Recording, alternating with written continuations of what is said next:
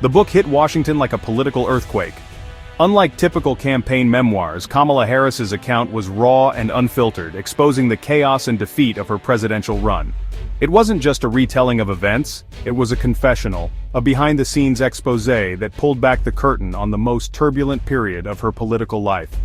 Harris's writing was unflinching, at times even vulnerable, as she described the emotional toll of the campaign's unraveling. Released less than a year after her loss to Donald Trump, it sent shockwaves through the Democratic establishment. The timing was explosive, Democrats were still reeling from defeat, and suddenly, Harris's voice cut through the silence, demanding to be heard. The book became an instant bestseller, dominating headlines and cable news panels for weeks. Harris didn't hold back. She named names, settled scores, and accused Team Biden of undermining her campaign. She detailed private conversations, strategic blunders, and the relentless pressure from party insiders who doubted her at every turn. The memoir meticulously documented the frantic 107 days between Biden's withdrawal and Election Day, painting a picture of a White House in denial and a campaign scrambling for identity. Each chapter chronicled the mounting desperation, the late-night strategy sessions, and the sense of impending crisis that gripped her team. Insiders saw their private anxieties exposed, forcing a painful reckoning. Staffers who once operated in the shadows now found their doubts and fears splashed across the national stage. The reaction was immediate. Democrats were stunned, Republicans seized on the dysfunction, and Harris's own mistakes were laid bare. The book ignited fierce debate, with some calling it an act of courage, and others accusing Harris of deepening party divisions. But the heart of the story was her fraught relationship with Joe Biden and his powerful inner circle. Harris described moments of trust and betrayal, painting a complex portrait of loyalty, rivalry, and ambition at the highest levels of power. Harris's candor redefined her legacy, turning her campaign's collapse into a public drama that would haunt the party for years. The fallout from her revelations would ripple through Democratic politics, shaping debates about leadership, accountability, and the future of the party. The book was more than a memoir. It was a warning shot and a demand for accountability, a call for the party to confront its failures and chart a new path forward. The memoir's most explosive revelations detail President Joe Biden's decline. Harris's tone is respectful but unsparing, focusing blame on Biden's inner circle for pushing him to continue despite his age. The breaking point: Biden's disastrous debate against Trump, after which Harris was told to claim he'd won. The atmosphere turned toxic, loyalty was demanded, and any hint of doubt was seen as betrayal. Harris describes a tense call with Biden, leaving her shaken and caught between duty and reality.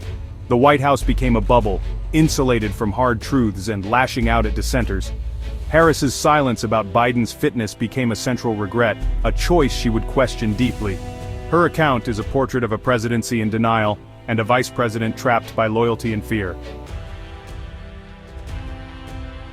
Harris was trapped: support the president or face the cliff edge of political disaster. She questions whether her silence about Biden's decline was grace or recklessness. She feared any push for him to step aside would be seen as disloyalty or ambition. Secretly, her team prepared for a possible run, even as she stayed publicly loyal. When Biden finally withdrew, Harris moved quickly to secure his endorsement and stabilize the campaign. Her memoir defends her actions, lamenting a political culture that punishes honesty and readiness. She portrays herself as a reluctant inheritor, not a usurper, forced to write the playbook as she went. The system, she argues, was ill-equipped for such a crisis. Harris's dilemma was one with no good answers, only hard choices and lasting consequences. Securing the nomination, Harris's next challenge was picking a running mate. Her first choice, Pete Buttigieg, was rejected as too risky for a divided country. She considered several governors, but found their ambitions and attitudes problematic, most notably Josh Shapiro, who she felt was more interested in perks than partnership. California's Gavin Newsom dismissed her with a curt, "Hiking, we'll call back." The call never came. These snubs exposed deep fractures and rivalries within the party. Ultimately, Harris chose Minnesota Governor Tim Walz, a safe, steady pick aimed at the Midwest. Even this partnership was fraught, with Harris disappointed in Walz's debate performance. The VP search, meant to project unity, instead revealed a party divided and uncertain. Harris's lonely position as leader was never more apparent.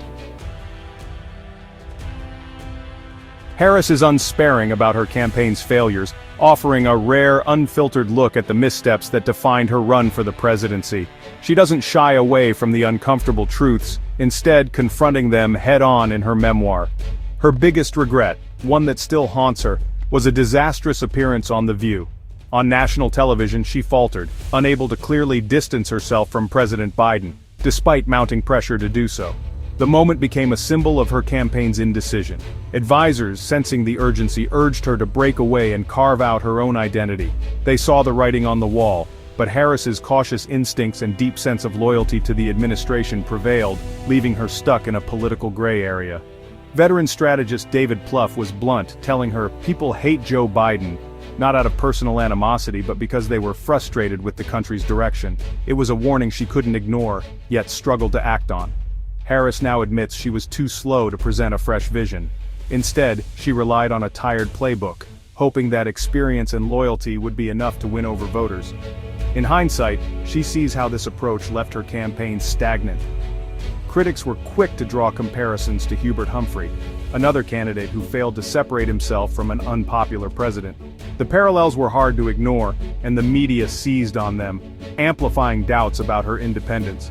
By the time Harris finally found her voice and began to articulate a vision of her own, the momentum had shifted. The window of opportunity had closed and her campaign struggled to regain its footing. The memoir is a self-critique, a candid lament for missed chances to redefine herself in the campaign. It's a reflection on what might have been, had she acted sooner and with more conviction.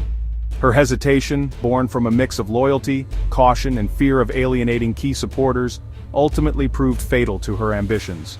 The cost of indecision became painfully clear as the campaign unraveled.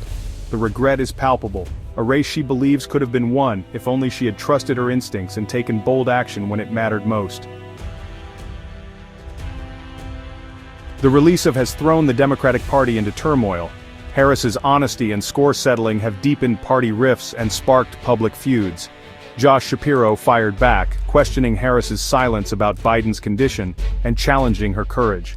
Instead of unity, the party is now locked in a blame game, each leader trying to rewrite history. The memoir has not healed wounds, it's poured salt in them, ensuring tensions will linger. The fallout extends to every party meeting and fundraiser, with new battle lines drawn. For many insiders, Harris's candor is seen as self-serving, weakening the party ahead of future elections. Her attempt to reclaim her narrative may have come at the cost of party cohesion. The final chapters are a raw reflection on loss. Harris describes election night's crushing defeat symbolized by aides scraping Madam President off cupcakes. In the aftermath, she recounts a surprisingly cordial call from Trump, who promised to tone it down. The loss was deeply personal. She'd carried the hopes of millions, only to fall short. Harris's exhaustion and disappointment are palpable, as is her sense of letting down those who believed in her. She grapples with why her message didn't connect, and what Trump's return means for the country. The defeat is more than political, it's a catalyst for reflection on leadership and democracy. For Harris, the bitter taste of loss is a call to understand and to learn. With her highly anticipated memoir finally released, Kamala Harris is stepping into the spotlight once again. This time not as a candidate or a vice president, but as an author with a story to tell. Harris is launching a nationwide book tour, crisscrossing the country to connect with readers, supporters, and critics alike. Each stop is more than just a signing. It's a stage for her to share her perspective, answer questions, and engage in candid conversations about her journey. Refusing to retreat from public life, she's meeting the moment head-on, determined to shape her own narrative. The tour is her chance to control the narrative, answer tough questions from the press and the public, and perhaps most importantly, to test the waters for her political future. Every appearance is a calculated risk, as she faces both admiration and skepticism. She's recasting herself as a truth-teller, unafraid to confront controversy, risking further division but betting on authenticity and honesty to win back trust. For Harris, this is a personal and political gamble, one that could redefine her legacy. For the Democratic Party, the book is a reckoning, forcing leaders to confront uncomfortable truths about power, process, and the cost of ambition. The revelations within its pages will shape the party's approach to the next election, whether by seeking unity, addressing internal divisions, or bracing for more upheaval. Strategists and volunteers alike are watching closely, aware that the stakes have never been higher. The party must now decide whether to rally behind Harris's vision or chart a new course. Ultimately, this book is Harris's bid for her legacy, a candid account of loss, regret, and the hope for a different kind of politics. She admits her mistakes, exposes the machinery of power, and calls for transparency and honesty in a system often lacking both. The memoir is both a confession and a challenge to the status quo. Whether this gamble pays off is uncertain, and the risks are real. But one thing is clear. After this book, neither Harris nor her party will ever be the same. The next chapter, for both, remains unwritten, filled with uncertainty, possibility, and the hope that honesty can still change the course of history.